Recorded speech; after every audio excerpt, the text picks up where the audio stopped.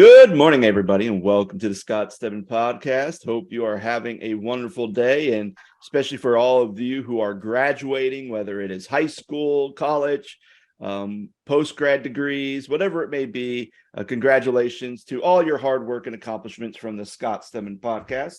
Joining me is Micah Current. Micah, you work at a university. Has all the graduation ceremonies taken place already at Miami? They have. Last week. Yes, at the time of this recording. So it'll be 2 weeks by the time this episode drops, 2 weeks will have passed before since the last final and commencement ceremony. Commencement ceremony was 2 weeks ago on Saturday. So yeah, they're gone for the summer, and I started summer school. I've only got one more year. I'm almost done. Do you have summer stuff? Or are you just doing writing? I'm taking a summer class, so it is what it is. Like, it's not bad. I was telling somebody, they were when I told them that I was taking summer classes, they were like, "Isn't that hard?" And I'm like, "Yes and no, because it's a sprint course, but I think the difference between sprint courses or summer classes when you and I were in undergrad, 10, 15 years ago, was that professors would try to cram 15 weeks worth of material into 3 or 4 weeks. Now it's like we kind of realize it's unreasonable to ask of our students. So I think they hit the highlights. At least in my experiences, I've taken a class over winter in January, and now in the summer, the professors are like, okay, we realize this is going to be a little bit more difficult to cram that much into 3 or 4 weeks. So they, for example, the class I'm in right now, they do it by module. And so there's 8 modules in 4 weeks. So there's 2 projects or 2 assignments due every week. And it's accelerated, but they hit the bullet points of what the class is all about versus trying to cram 15 weeks into 3 or 4 weeks, which I think is a good method. And I think it's great that they realize that, hey, these students got enough on their plate. Some of them are working full time, and it's kind of unrealistic to, ask folks to do all that. So I don't know what your situation's like, or if it's just. So I think for us, summer's just pretty. I know, like when I was at Anderson, it was like you had summer 1, summer 2, summer 3, summer 4, and it was like you're cramming. But I think the only summer class I really took is I took a I had to take like another like liberal arts class, which was a 3-hour class. So I took like a I think it's like race and ethnicity in America. That's what I took. And then after I submitted my application for graduation, they said I was 1 credit short overall. So then I took golf over the summer and played golf, and then I got a grade and I passed. So the count was your gym credit, you said? Yeah, it was just I only had 1 credit, could be one anything, and I'm like, well, what's a 1 credit class? Golf? Okay, I'll take golf. Then actually that was even shorter because the professor was going down to Florida because there's a couple of AU students who are going for like the college PGA tour down in Florida. So it's like I had 1 week with the professor to talk about golf techniques, and then she was gone for the other 3 weeks. So it's like, okay, play 2 18-round holes of golf, come here on this day to film yourself, and then take a test and turn it in, and then that's it. So that was it. I remember taking I had to have like a sociology class, psychology class, but a gym credit too in undergrad, and also a health class. And so like I remember my last semester before I graduated, like I had to have this health class. It was one of the few electives that I didn't take the entire time I was in undergrad, and I took it online, and it was actually surprisingly easy. So yeah, I wish I could have played golf for an elective. Yeah, absolutely. Oh goodness. But before we dive into our topic today, stories gone wild. Stories gone awry. Stories gone awry. Like, I tell you what, like, it was funny, and I think this is more of a funny story. So I'm at my wife's. My wife graduated with her master's in teaching. So we drove back to Virginia over the weekend and had our ceremony, and it was pretty good. But like, and that's one thing that, like, if you lived in the Valley of Virginia, everything's on a hill. So, I mean, it's almost like when you drive through West Virginia, you see all these houses on mountainsides, and you're just like, oh, if there's ever like a landslide, bye-bye home. Like, kind of like one of those things. So they had like these outside of a building, they had all these chairs set up, and that's where all the graduates sitting, and everyone else had to sit on this hillside with like blankets or chairs or whatnot. So I had the kids, and then Laura wanted us to dress up nicely because it was going to be a little bit chilly. It was like 48 degrees when we woke up, and looking at the weather ahead of time, it's like, oh, it's only going to get a high of like 65. So let's dress. So my son's dressed up in like suit pants and a suit shirt. Lizzie's dressed up in a dress. I'm dressed up in long sleeve shirt and dress pants. We're sitting on the hill, and it was fine, but we're going through everything, and everything's going pretty quickly. But then was also the president of the university's last commencement ceremony because she is retiring. So when it came to like the big presidential commencement speech, it was like, I'm not going to make this very long. And then she just went on and on because her doctorate was in music. So she was talking about crescendos and the Beatles and everything else. And I'm like, and like this old, like 14th century, like folk song that was like done. And then some person in France kind of redid it. And like all her studies, it's like, I don't care.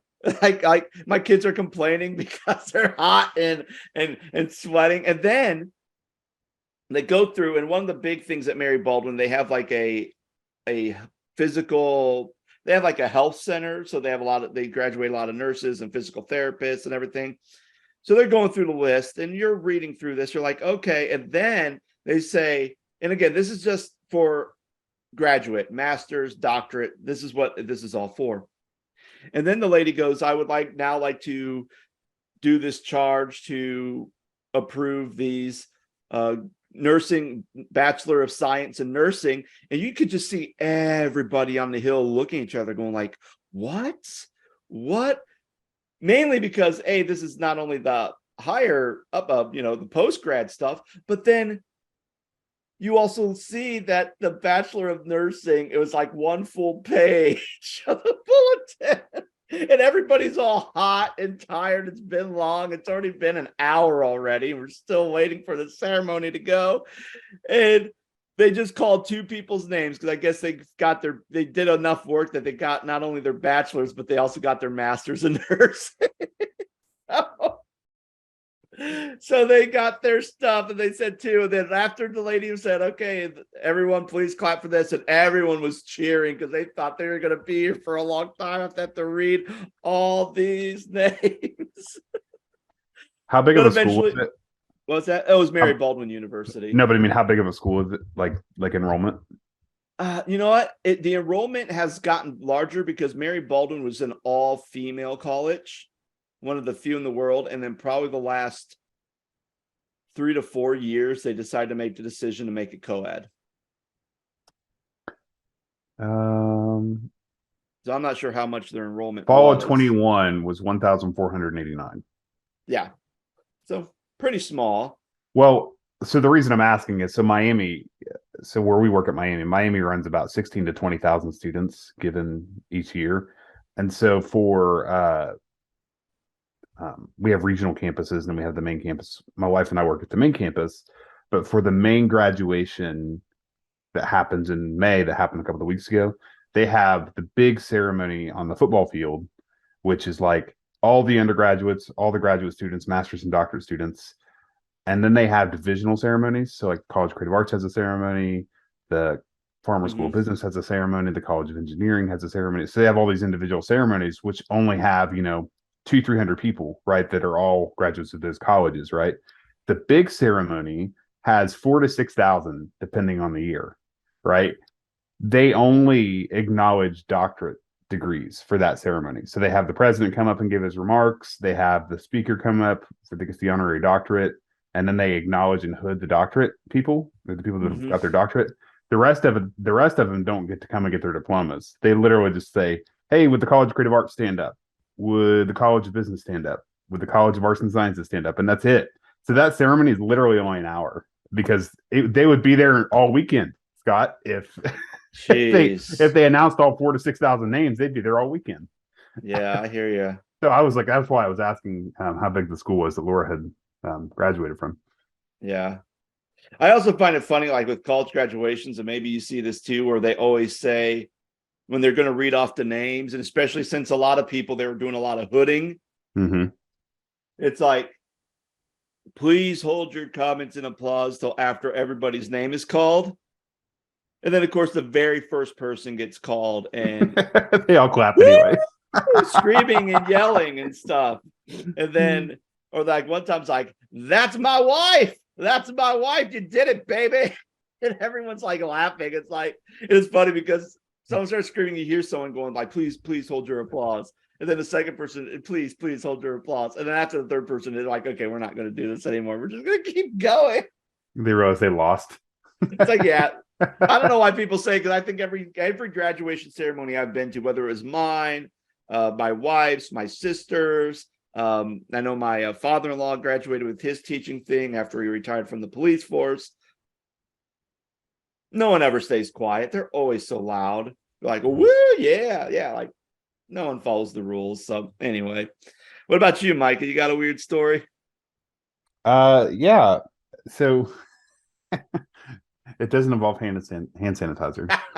Um, it's not a graduation story. But we've been, I've shared that we've been on this journey and uh, attending the Presbyterian church in town, and um, my wife and I, granted, I think the last two or three churches that I worked on and was on staff at, we didn't have pews in the sanctuary. We've always had chairs or an Mhm. auditorium kind of setup where we've had chairs instead of pews. And so, um, the one church I worked at, the chairs were always different. And so, like, I never sat in the same spot twice. So, and this Presbyterian church, there's pews. We walk in, and every week, we've been going for almost 2 months now. Literally, we sit in a different spot every week. The guy that is I think he's the chairman of their board. I know him. He's a really nice guy. His name's Mike. He comes up to me. We sat in the very back row yesterday, just like in the back corner. He comes up to me. He's like, Presbyterians don't change seats. And I was like, what do you mean? He was like, we have our pews. We have our space. And he was totally kidding with me. And so, Scott, do you remember, like, I don't know if any of the Church of God that you had been a part of did the whole chairing of the service thing like they did back in the day when I was a kid, meaning that they would get up and they would read the announcements, or they'd read the Mhm. scripture, or they would, introduce the songs, or whatever. Yeah. They would quote chair the service, or kind of like oversee the service. Yeah. Um, I remember seeing that when I was a kid, growing up in my dad's church, and they still very much do this at this Presbyterian church. And Mhm. so I know where Mike sits, and he was chairing the service yesterday, and so he sat up in the very front next to the pastor. And so service got done, and I was like, "So why do you get to sit up front and you get to change seats?" And he's like, you're right. He's like, I'm just teasing you. I'm like, no, I'm totally kidding with you, Mike. It was funny how you said that, Presbyterians. And then I was like, well, what about Pentecostals? If the Spirit moves them, do they move from pew to pew? And he just like Uh, he just Moving couldn't. moving from the pew to the floor, shaking, Yeah, pew to the floor, pew to the next pew, climbing up up a on tree, running jumping around on the the roof pew. of the building. No, but it's been fun.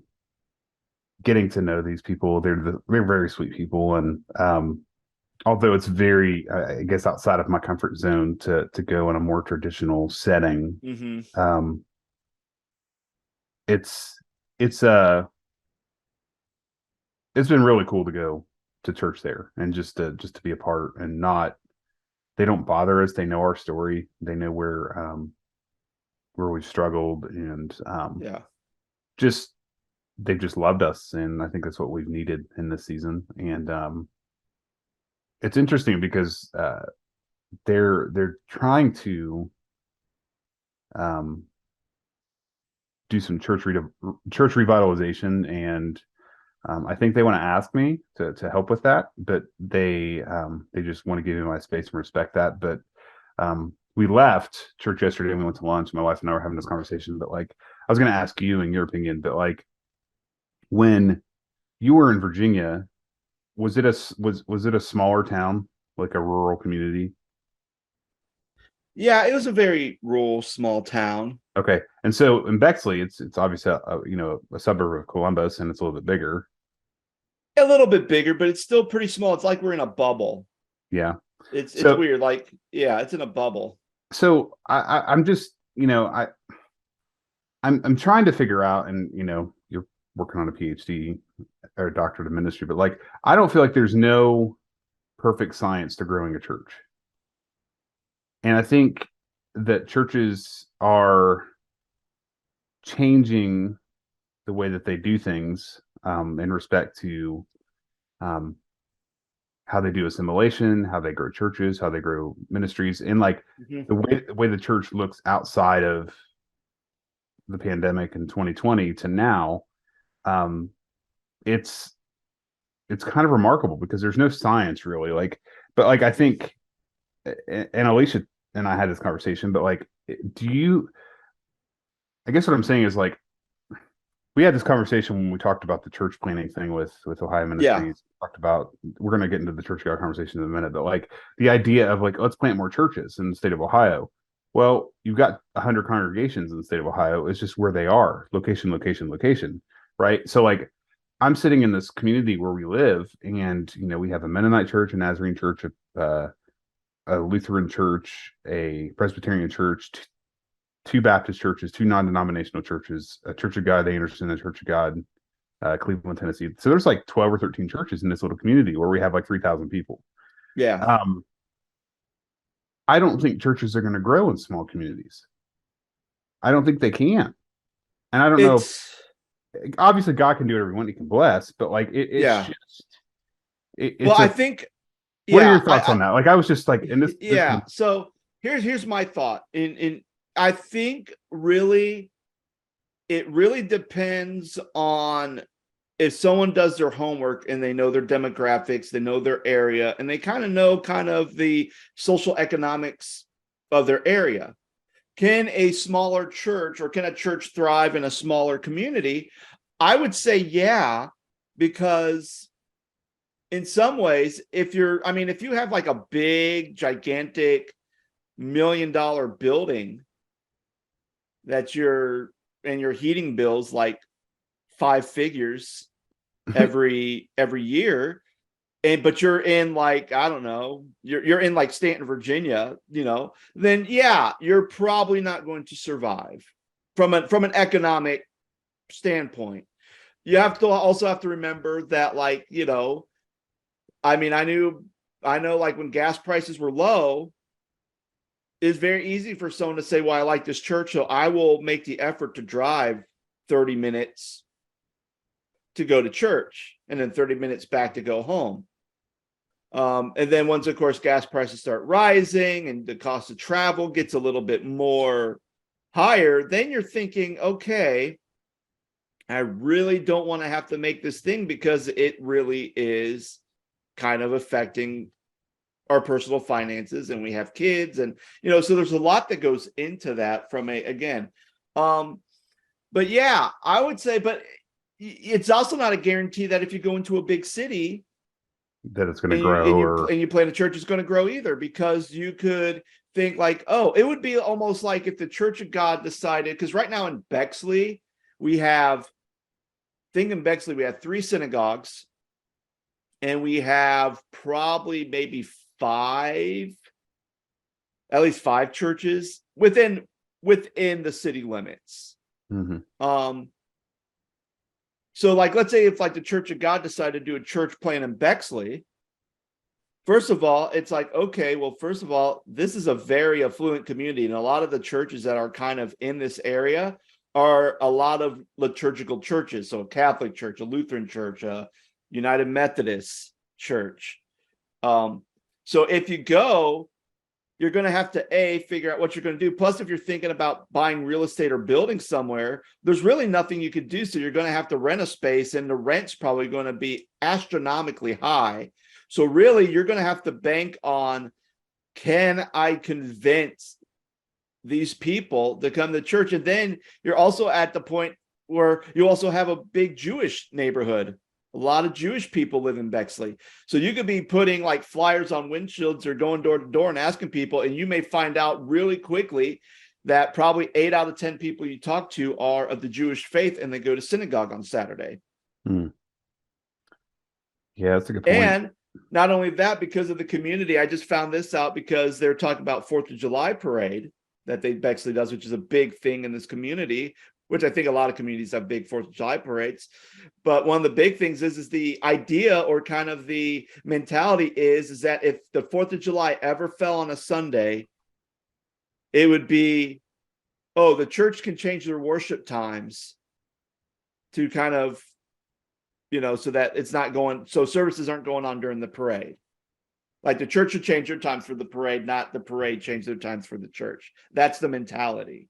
And if that is true, and people in churches do change their worship times on Sunday or decide they're not going to have service on Sunday because of the parade is on, the 4th of July is on a Sunday, then you have to be aware of that too. And I think that's where it gets really hard, which means, if you can funnel money into communities that are already there, maybe they struggle with a couple things, but those people have already been established in those communities.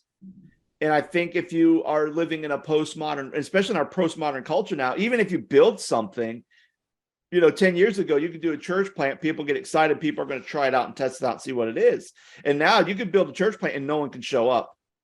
Because a lot of people are like not trusting a church. It's like, oh, hey, here's this new church and I think there's too many though too. Yeah, there's too many, and then you drive down Main Street in any community in rural America, or even suburban America, like suburban America. Wow, excuse me. And like you see, I don't know, let's drive down Main Street, Scott, of I don't know, Columbus. You're going to see the Catholic Church, the Episcopalian Church, the Presbyterian Church, the Lutheran Church, and they're all going to be like right next door to each other. So people are going to go to the churches they want to go to. But to your point, you could build a brand new building. And I think a great example of that down here, where we live, I think it was in like 2017, 2018, there was a brewery that was built and they shut down after COVID because they didn't make enough money. Right. But when the article was printed, the building and the land, they owed over $60 million on the land and the building. Jeez. And it's like, no wonder you couldn't survive. What was your mortgage every month? Yeah.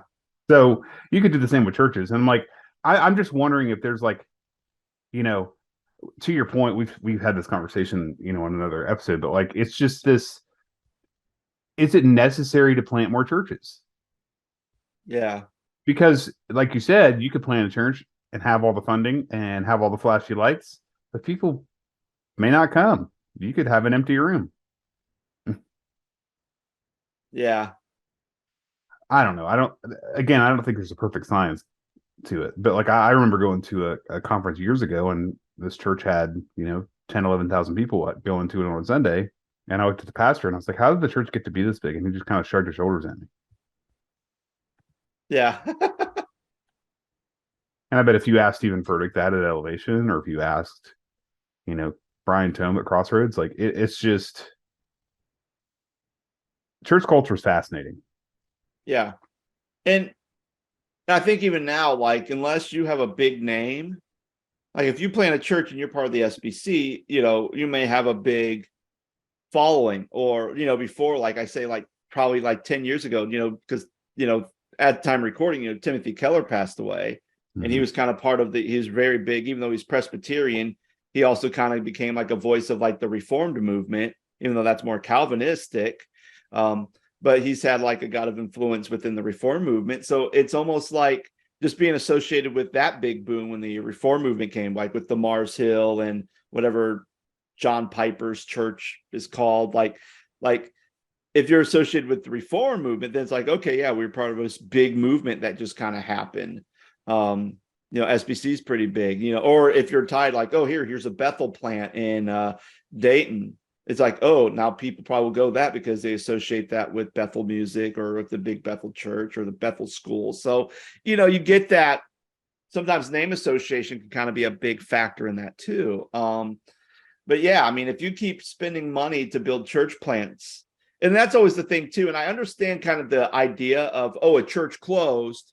And then once we got all the money from people buying the property or the building or another group coming in or real estate and all that stuff, then we'll funnel it in to build new churches. Like, I get the idea of that, but then there's also a part of me that goes, if there's a church that's really struggling, but they have good bones and they're in the right direction, they just need a little bit of financial, or maybe they just need, can we afford to hire like a legit worship leader for this church, because they don't have one, and that's kind of like their main downfall, is they have just random people leading worship and it's not polished. It's very bad. Like, hey, can we have enough money to pay for a part-time worship leader for 2 years to try to see if that will, help not only move everything, but then, hopefully that'll bring more people in. So then that way we don't have to take state money to pay for a worship leader. And then we can, or if we're still not making enough bank, at least we can say, okay, well, we see that we're going in the right direction and this is good. So we're just going to have to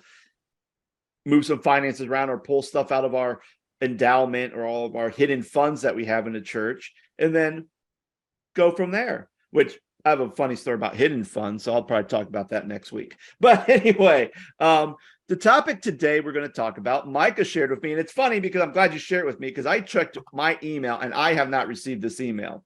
So our friend Jordan, I texted Jordan last week and he didn't get the email either, so I forwarded it to him as well.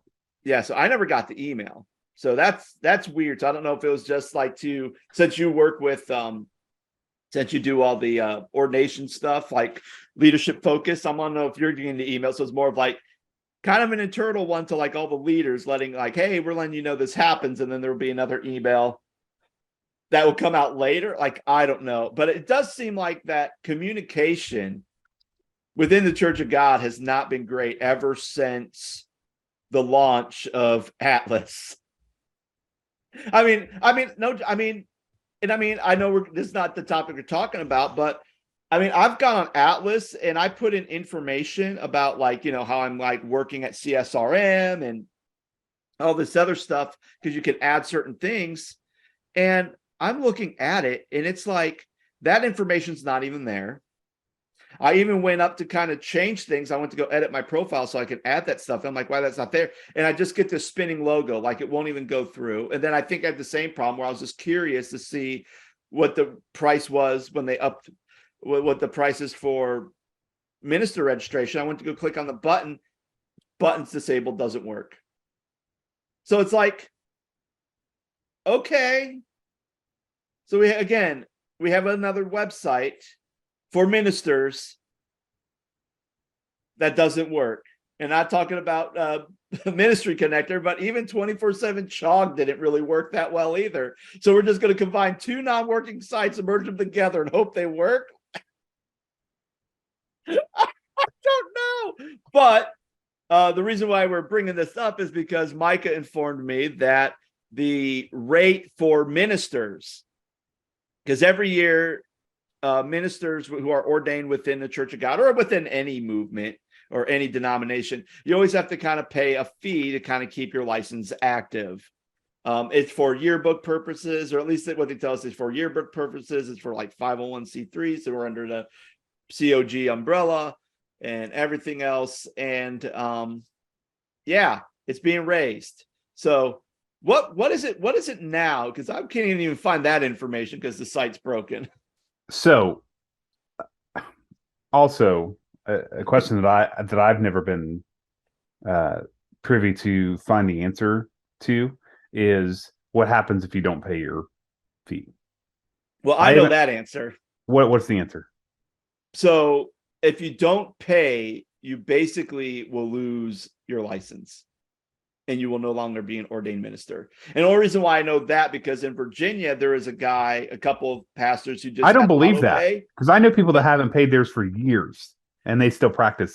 Well, and they still, and maybe that's and maybe, I don't know, because there's been some people who have had auto pay on their thing. Okay. And they think that their things going through, and even not only that, but also for their churches that they pastoring was on auto pay. Okay.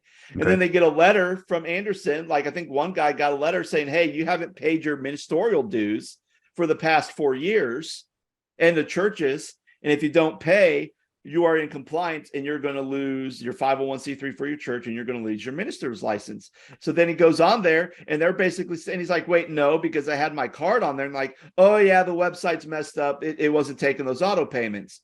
But then they expected him to pay all that back tax. So not only pay 4 years of minister thing, but also 4 years of the church's minister thing too, which was almost $300 for a little tiny small church in, like, in Virginia. And I'm thinking, wait, what? Like, it's like, why should they pay if it's your screw up? So a couple of years ago, I found out that I was a couple of years behind. And so I called Anderson one day and I was like, hey, I'm just wanting to check in, and I want to figure out how to pay this. And I think this is kind of around the same time where right before Atlas, but like Ministry Connector was broken. You couldn't get on anything. Nothing, the website wasn't very clear. So I was like 2 or 3 years removed, and they were like, well, we'll just waive the 2 years that you didn't pay, and you just pay the regular rate for this year. And I'm like, okay, cool. I'm not, serving at a church at the moment, but I would like to get my credentials because I still do wedding ceremonies and XYZ. But like, it was $40, and I'm like, that's fine. It's whatever. But I asked them 2 questions, Scott. I was like, what does this go to? And what happens if I don't pay? And nobody that I talked to at Church of God Anderson Ministries could answer that question or those 2 questions. And I'm like, why can't you answer my question? I kept saying, so what happens if I don't pay? Obviously, I have been practicing for 3 years and had not paid. Right. And I think it's different every state, because you mentioned Virginia. I'm in Ohio. Like, I had done, I don't know, in that time frame, a couple of weddings. So like, I have to be a licensed minister in order to perform wedding ceremonies, right? Or ordained or whatever. Yeah. So like, the CHOG police didn't come out of the woods and handcuff me because I didn't pay my fees. So I don't know. I really don't. And so like, back to your original question, the rate is $40. The original rate was $40. So like, okay, there's 2 categories. One is the minister registration, and then church registration. So your church pays a fee every year to be associated with the Church of God. Ministers get to pay, so like a minister pays $40 per year. Church registration is $65 a year. That's the old rate. So like, if you're on staff at a church, Scott, in most cases, churches will pay your registration, but the church also has to pay a registration fee to be associated with the church. July of 23, which is this year in a couple of months, the new rate is going to be $60 for a minister. And then the church is going to go from $65 to $210. What? And in July of 24, it's going to go up again. Minister registration in 2024 is going to be $85 for pastors. And then the church recognition is going to go up to $360 a year. So that's a jump. Right. My goodness. So from now, currently, ministers pay $40 and they're going to go to $85, which is more than double the rate. Church registration is going to go from $65 to $360. You have no words. It's always weird, because anytime when you hear this, is I'm always feel like you go into defense mode. You know what I mean? Like, well,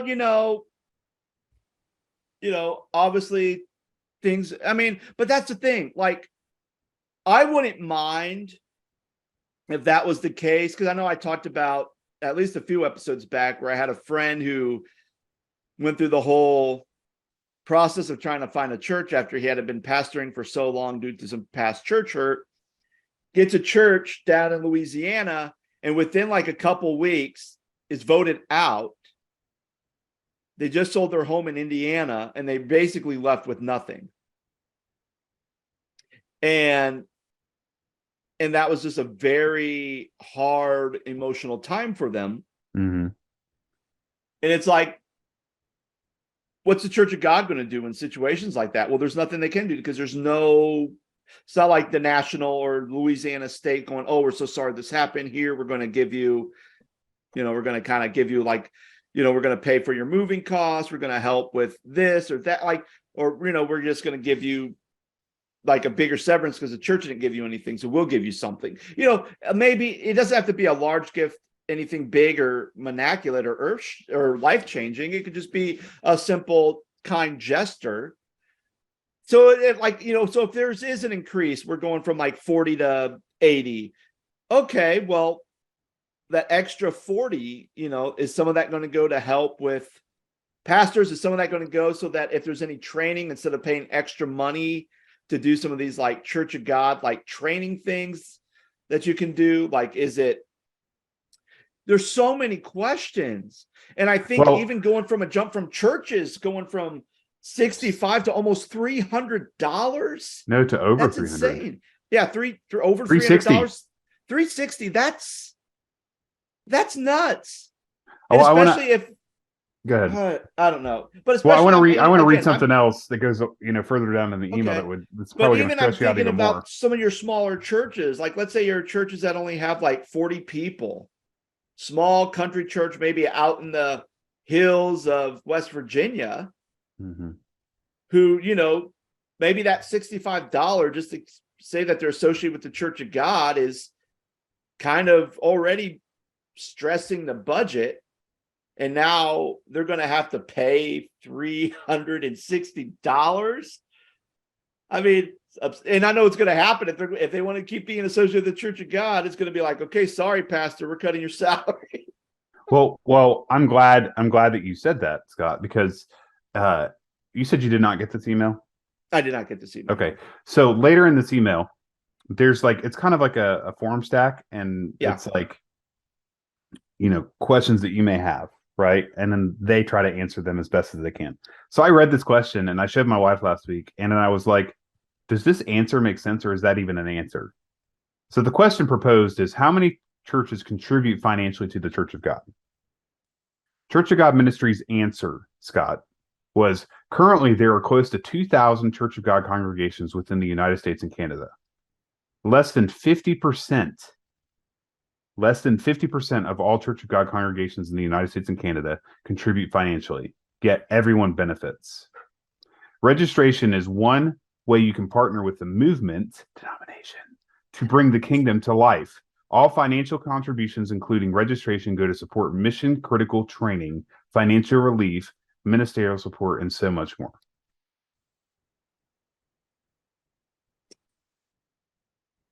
Okay. But less than 50% of all Church of God congregations in the United States and Canada contribute financially to Church of God. Okay, so here's my issue, and it's the same issue I have with the state ministers and the state missions stuff. Okay, so let me go back. So back when years ago, before I even left to go to Virginia, when I was ministering up in Youngstown, Ohio, or Cortland, Ohio, to be specific, I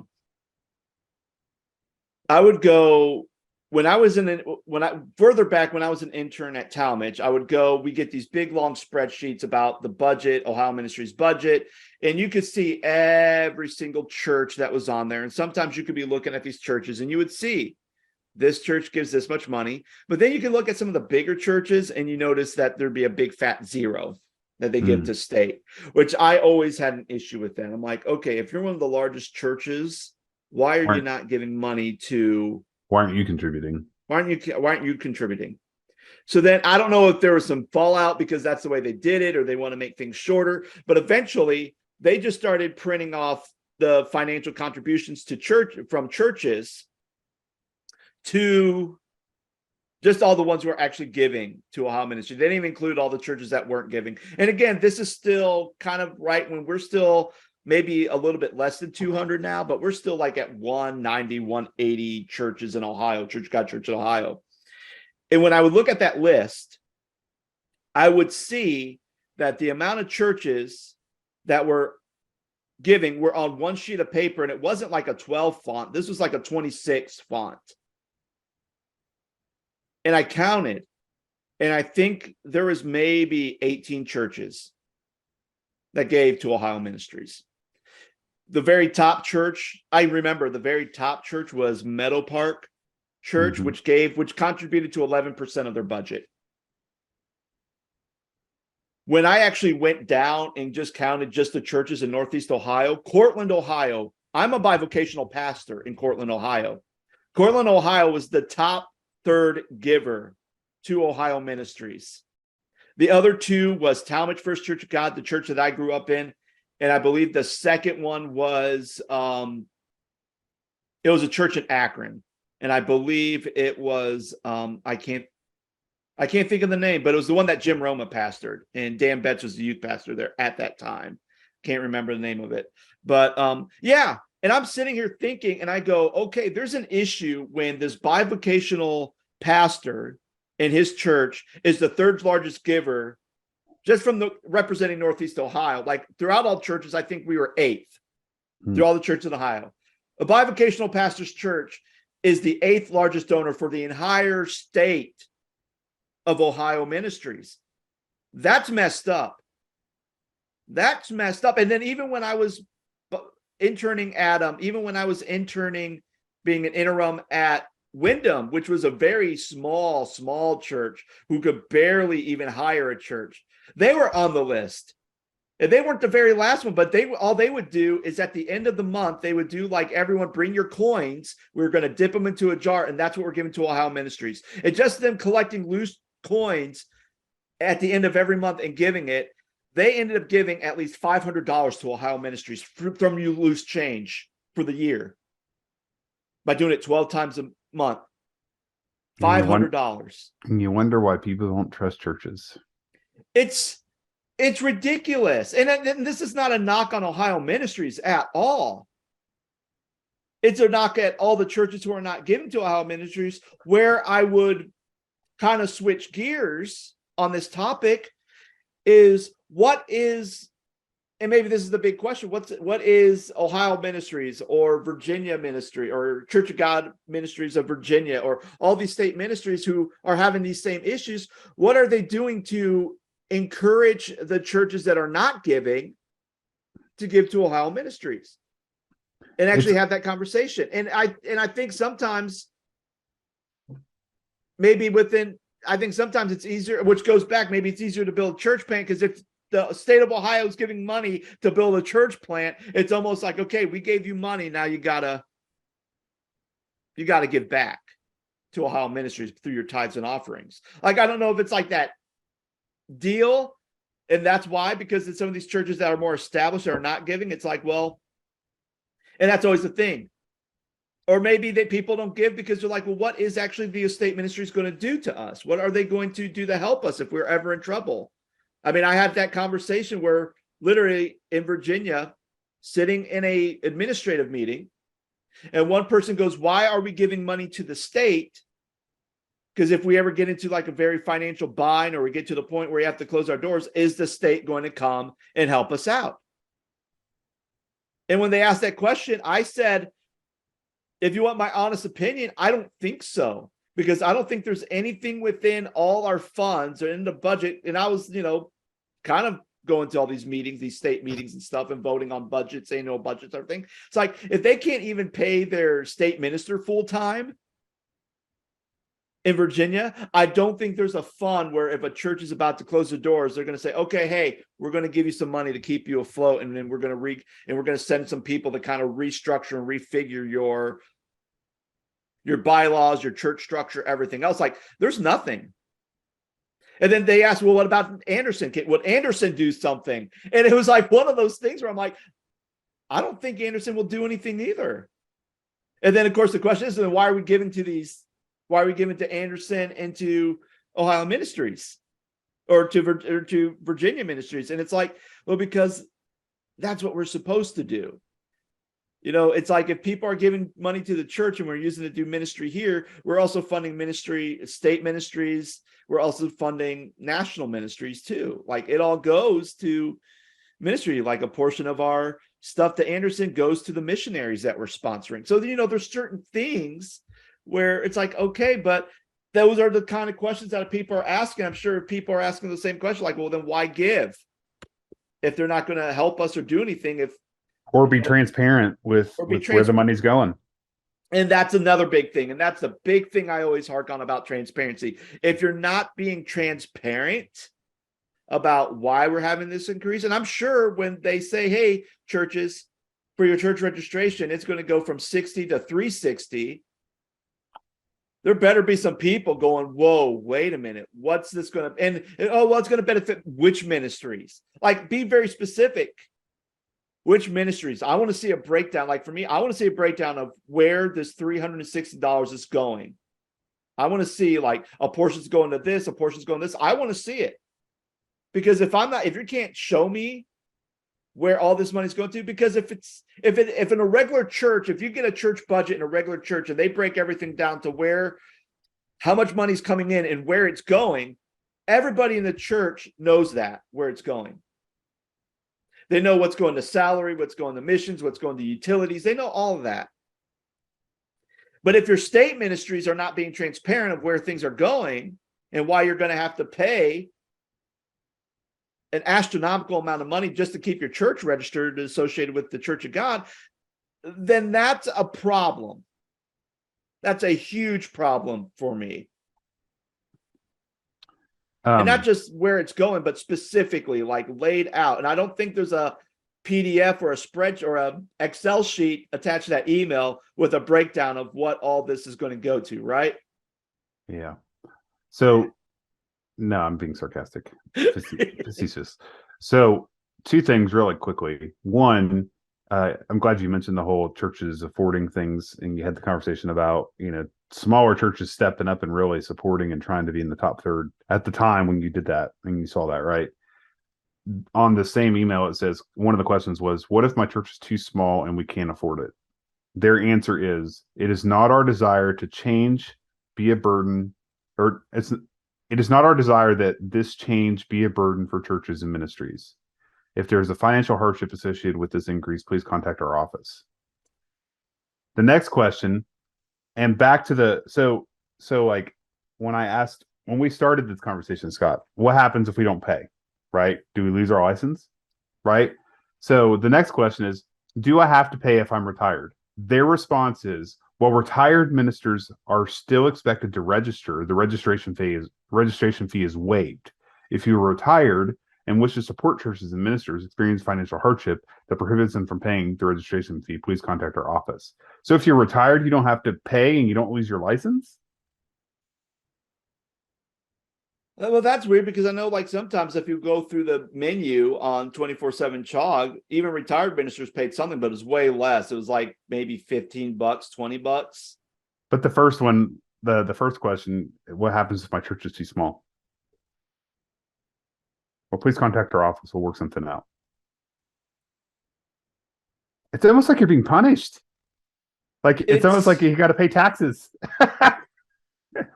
Or like if you have like a credit card statement that's overdue or a medical bill that's overdue, we'll work with you. Here's my thing. And it goes back to the question. 2,000 churches are associated with the Church of God. And less than 50%. Less than 50% is paying for it. Here's my thing. If we're basing, and I don't know how they do their budget over there in Anderson, but if you're basing your budget on an average of 2,000 churches, if they give X amount of money, and you're getting only 50% of that, then that's not good. At the same time, if they're being associated with the Church of God means that there's certain perks with the Church of God, right?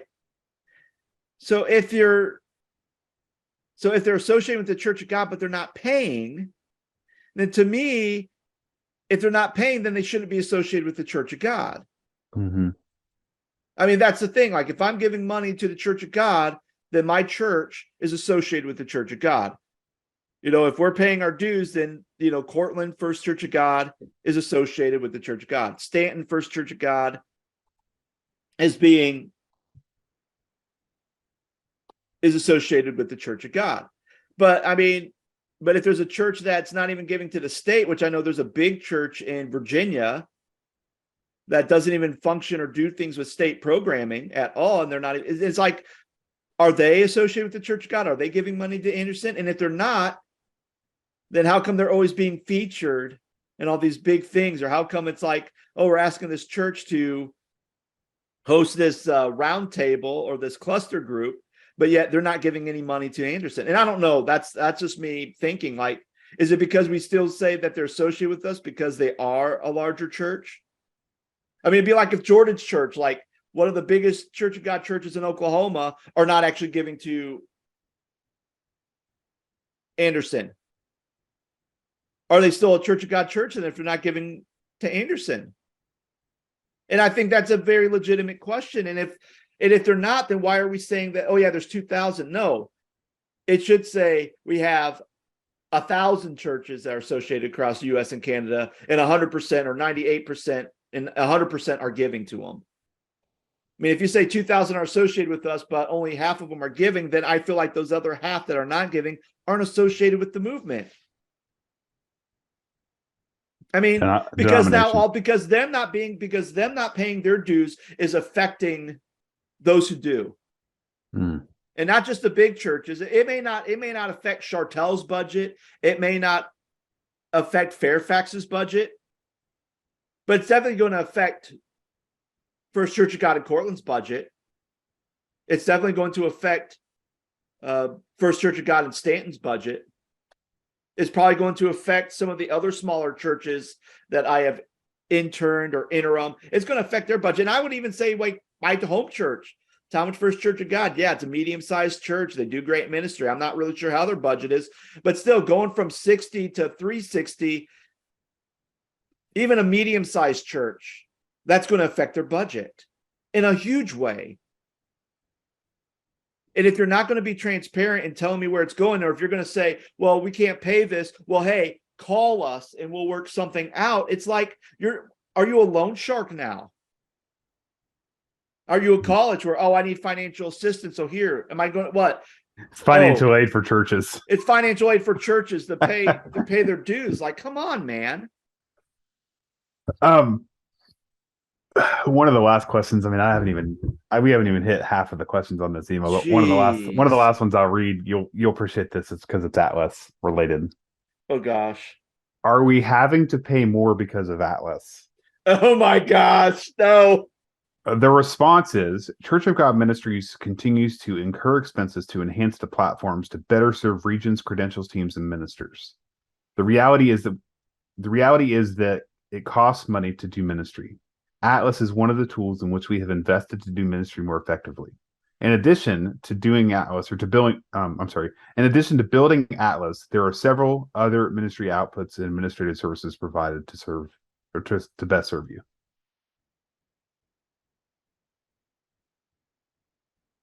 Your face right now. I wish, What? That is. I want to know who wrote this. A site that literally crashes, doesn't work. You haven't been able to pay your thing. You had to call to pay your thing because you couldn't do it through the site. A site where I put my information in and then I just checked, like, literally before we got on, just so I could actually just see what the original price was for ministers. And they have my information wrong. A site where I'm not even associated with the Church of God Church, and I have 2 people on staff, and one of them is Stephen Roby, saying that he's part of my staff, and I'm so confused. Like, why is he part of my staff? It's like the church, when you click on, because if you go to Atlas, for those who don't know, you can click on you and you can click on the church you're associated with it. So you can kind of do both at the same time. Before you had to log out, put in a new username, and then go in there. Anyway, so it's more streamlined, I guess. But even when it says I'm associated with the ministry and not a church, they had 2 chaplains that were part of my ministry team. And one of them is not only a chaplain, but he's also a pastor out in Virginia Beach that I know very well. And it's like, that's weird. Like, why is he part of my team at this non-existent church? Like, it's stuff like that. Well, I know after Atlas launched, I started getting a lot of phone calls about senior pastor positions. And I've never been a senior pastor and I've never expressed interest in that. And I remember when Ministry Connector was a thing, I filled out the check boxes, like part-time, full-time, bivocational, worship, creative arts, associate pastor. Not once have I ever said that I wanted to be a lead pastor. And yet I'm getting all these phone calls about, hey, this church in I don't know, Missouri is looking for a part-time or bivocational lead pastor. And I'm like, I'm not moving my wife halfway across the country for a bivocational position. So you're getting senior pastor positions, and you're not even a lead pastor, you're a worship pastor. I'm not even getting emails. I mean, besides the generic, like, hey, here's the overall Church of God newsletter, but anything like that, like price increases, I'm not getting that. And even someone who is a Church of God minister out in Oklahoma is not even getting those emails too. And I'm kind of curious how many people who are listening to this that are ordained in the Church of God even got that email about the price increase. And then when they go in the register, they're going to find out the hard way that, hey, guess what? You're now going to have to pay double, triple, and triple next year. Yeah. Is it going to go up every year? I guess is my question. Or is that third rate by the time we hit 24 going to be? I tell you what, if people, I don't know. I mean, maybe they sent out that email so entice people to go to Tampa to complain about it. That's a thought. I mean, seriously. I mean, the man attendance is low in Tampa. We got to make people mad here. We're going to increase the pastor and church registration. Wow, everybody, look, we have doubled. We have packed this place out. So, yeah. One of the other things at the top of the email that I didn't read or share says, what is the purpose of registration and why does it matter? And it says registration is meaningful for many reasons. One is it is a way to express your individual and collective commitment to being part of the Church of God movement. In addition, it gives us an opportunity as a movement to act on one accord for the future of the church. Annual registration is a statement of covenant, relationship, and requirement of all ministers according to the current version of the Credentials Manual. Okay. Well, here's a question. So out of those 2,000 churches, again, you said, well, that aren't paying. The 50% that aren't paying, are they not credentialed ministers? Are their churches not associated with the Church of God anymore? But that's the thing. Like for the churches who are giving, a tenth of their annual income that they get from tithes and offerings that they give to Anderson, can we say those churches that are giving, hey, since your church is giving, you don't have to pay your church registration fee because you're already giving? Mm-hmm. And then those who want to be associated with us who are not giving, the only thing we're asking you is to pay. That would even make more sense. We're asking you for a minimum of $360 to be associated with the Church of God.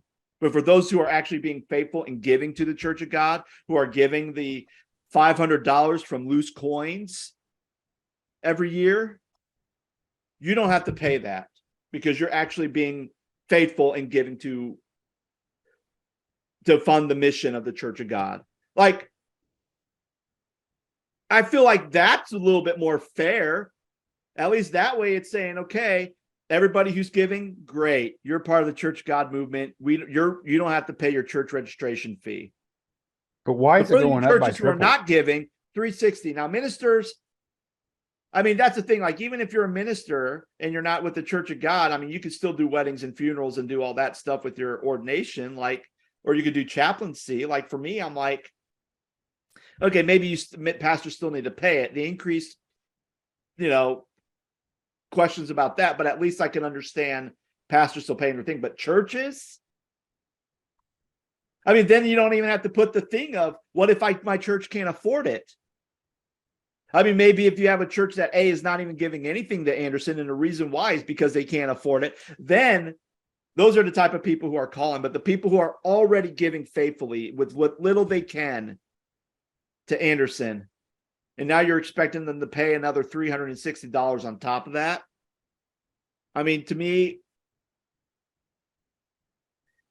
that bothers me so much. That bothers me so much. And again, I'm looking for those mid-sized to small churches who it's probably going to have the greater impact on. And not only that, but they could even say, okay, well, we give $2,000 to Anderson.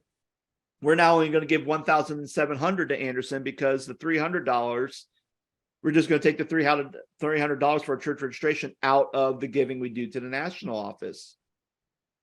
But And then why they're is going it to be like, oh, well, tripling? why is our budget smaller? Well, your budget's smaller because you just increased everything and people have to, try to figure out where that extra money that they now have to pay is coming from. But why is it tripling? Yeah. And why now? And why now? Yeah. Especially, and I mean, this is going to sound really bad, especially since your general director is going to be leaving. Mm-hmm. And if your and think about it, if your general director gets paid a salary, and let's say if that general director got a raise every year they've been there, well, you get a new director, they're going to be down here. So the cost is probably going to be less, right? Or at least that's my understanding about business world and how things are going. Because when you get a new person in, you can kind of say, okay, here's how much you're going to get. And you can drop it because, again, they're brand new. This is going to be like their first year as general director. And then maybe they get like a little bit of a raise increase each year. I mean, that's more business world. I'm not sure if that's what went down. So, but I feel like if you're increasing something, but then you're probably going to have some freedom within your budget because you're going to have some personnel that's going to be retiring or leaving or not fulfilling their commitments, then to me, maybe that increase probably isn't good, or maybe it's something they've been thinking about a long time. And now that the general director is retiring, they can now increase it because it's like, well, if they want to blame Jim for it, go right ahead, because once his term's done, he's out. Like, so let's just do all the stuff we want to do. Like, I don't know. It's just it's wild. I don't get it. And especially for those of you who are listening, and especially if you're a church God minister and you're listening to this, please send us an email. Please write a comment. But most importantly, probably make your voice heard at the national office and going, whoa, whoa, whoa, whoa, whoa. What the heck is this? And maybe you didn't get the email too. And especially if you're paying for it, if we're paying for a website that's supposed to be good on making things streamlined and communicating all this stuff to us, why are you not getting the emails? As some pastors apparently have not been getting these emails about this price increase. So I don't know if this is breaking news or what this could be, but there you go. So friends, with that being said, I'm getting worked up and I might need to get off before I say something I will regret. So friends, thank you so much for listening to the Scott Stedman podcast. I know this was not the cheery episode that we're usually, especially our Guardians of the Galaxy episode last week, but I think this is important, and I think it's something that needs to get discussed, and it's something that you guys need to be made aware of, because especially there are some people who are not aware that this price increase is happening. So guys, thank you so much for listening. I'm sorry to kill your weekend. I hope you have a better week next week. Talk to you later. Bye-bye.